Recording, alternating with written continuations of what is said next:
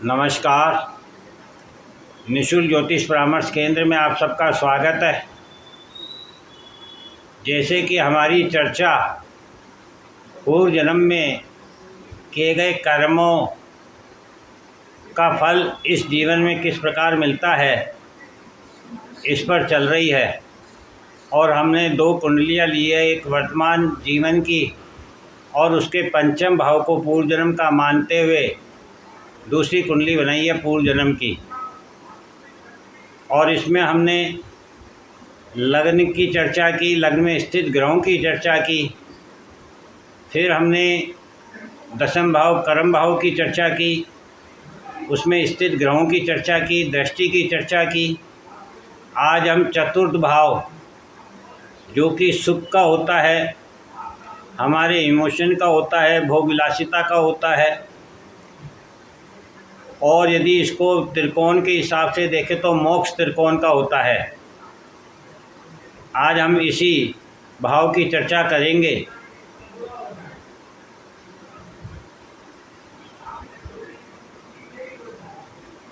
तो पूर्व जन्म की कुंडली में जब हम चतुर्थ भाव देखते हैं, उसमें शनि और केतु स्थित है और वहाँ मकर राशि है। मकर राशि जैसा कि हम जानते हैं कालपुरुष की कुंडली में 10वें भाव में आती है, जो कर्म को दिखाती है। इसके स्वामी शनि होते हैं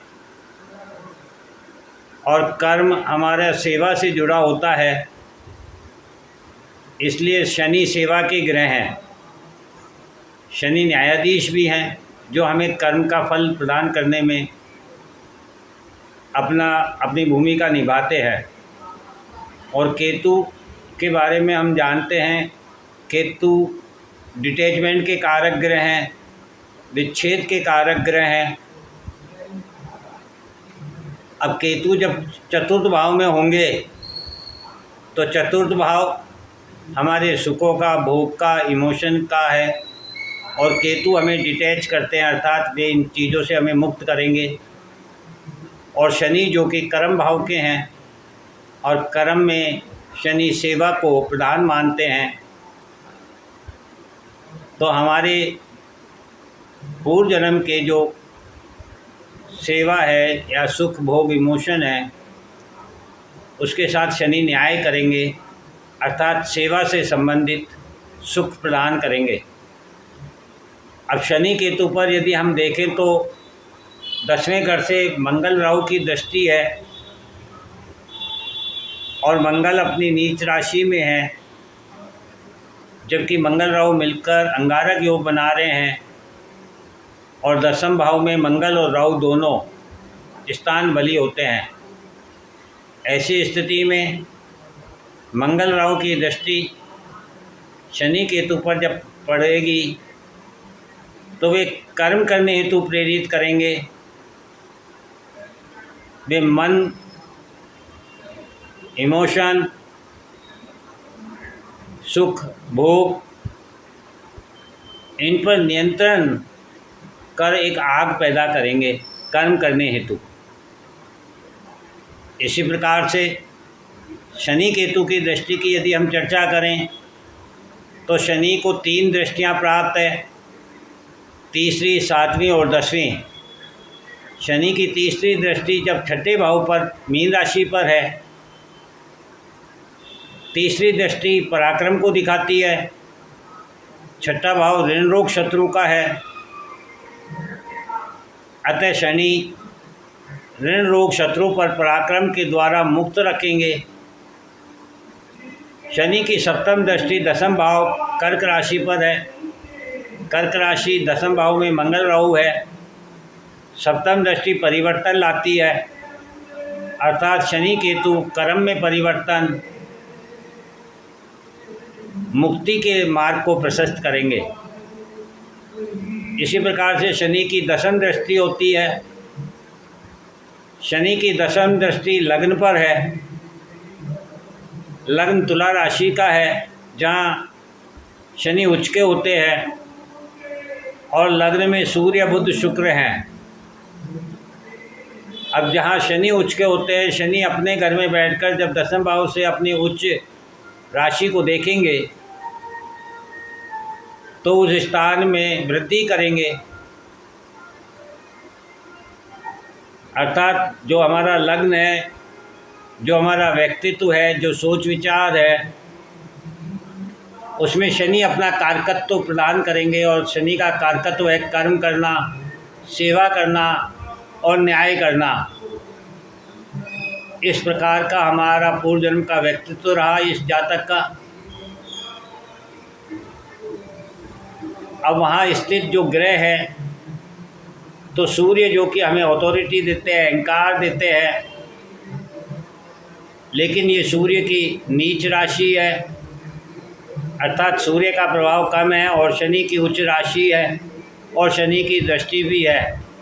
अतः यहाँ शनि का प्रभाव अधिक होगा और वह सूर्य को अधिकार और अहंकार से मुक्त रखेंगे, अर्थात सूर्य को सेवा भाव प्रदान करेंगे। जैसा कि बुध के बारे में जानते हैं, तो बुध राजकुमार है ग्रहों में, वाणी के कारक ग्रह हैं और तुला राशि जिसका प्रतीक चिन्ह तराजू है, अर्थात बैलेंस करने का काम करती है। तो यहाँ शनि जो कि बुध के मित्र भी हैं, अपनी दृष्टि डालकर बुध की वाणी में एक बैलेंस देंगे, संयम देंगे, तथा शुक्र जो कि शनि के मित्र भी है और शुक्र स्वयं की राशि में स्थित है, और शुक्र पर जब शनि की दृष्टि पड़ेगी तो शुक्र जो स्वयं साधना के, सत्य के, सुंदरता के, मंत्र जाप के कारक ग्रह हैं, तो शनि अपनी दृष्टि डालकर उनके इस कर्म में बढ़ोतरी करेंगे।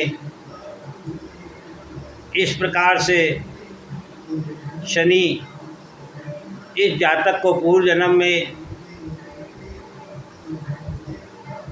साधना की ओर लेकर जाएंगे, वाणी में बैलेंस देंगे, अधिकार और अहंकार से मुक्त रखेंगे। केतु की दृष्टियों की यदि बात करें तो केतु की पंचम और नवम दृष्टि मानी गई है। वैसे केतु के पास इंद्रियां नहीं होने के कारण केतु को कोई दृष्टि प्राप्त नहीं है, किंतु केतु राहु का ही दूसरा हिस्सा है। राहु सिर है तो केतु धड़ है, इसलिए राहु को जब 3 दृष्टियां प्राप्त है तो केतु की 3 दृष्टियां मानते हुए पंचम, सप्तम और नवम जब इसकी चर्चा करेंगे तो केतु की पंचम दृष्टि अष्टम भाव पर, जहाँ वृष राशि है, उस पर जाएगी। और वृष राशि संग्रहण को दिखाती है, भोग को दिखाती है, कर्म को दिखाती है, और केतु डिटैचमेंट को दिखाते हैं। अर्थात केतु क्या संग्रहण करना है, कैसा कर्म करना है, क्योंकि 5वीं दृष्टि बुद्धि को दिखाती है, तो केतु ये बुद्धि देंगे कि आपको कैसा कर्म करना है, कैसा संग्रहण करना है अपने जीवन में। और केतु की 9वीं दृष्टि यदि हम देखें तो केतु की 9वीं दृष्टि हमारे द्वादश भाव पर जाएगी। द्वादश भाव में कन्या राशि है। द्वादश भाव मुक्ति का है, व्यय का है, और कन्या राशि स्वयं एक परिवर्तन को दिखाती है, परिपक्वता को दिखाती है। अर्थात केतु कन्या राशि पर 9वीं दृष्टि डालकर कन्या राशि का जो प्रभाव है परिवर्तन का और परिपक्वता का, उससे मुक्त करेगी। अर्थात केतु यहाँ इस जातक को जो है, जैसा है, जितना है, उसमें कोई परिवर्तन नहीं लाने देगा तथा ना ही इस जातक में परिपक्वता आने देगा, उससे मुक्त रखेगा। क्योंकि कन्या राशि के स्वामी बुध होते हैं, बुध ग्रहों में राजकुमार हैं अर्थात बालक। तो केतु चाहेंगे कि आप बालक थे, बालक हो और बालक ही रहो, ताकि बालक की जो चाहत होती है सीखने की, जानने की और समझने की, ज्ञान प्राप्त करने की, तो केतु सीखने की चाहत देंगे, जानने की चाहत देंगे, समझने की चाहत देंगे। इस प्रकार से केतु की दृष्टि का प्रभाव प्राप्त होगा। इस प्रकार से हमने पूर्व जन्म की कुंडली में केंद्र में स्थित 7 ग्रहों की चर्चा की। अब क्या पूर्व जन्म से इस जन्म का जो संबंध बना है उसको यदि विस्तार से जानना समझना है तो हम इस पर भी कल चर्चा करेंगे और समझेंगे कि इससे किस प्रकार से वर्तमान जन्म जुड़ा हुआ है और हमें जीवन को किस प्रकार से जीना चाहिए। जय हिंद, जय भारत।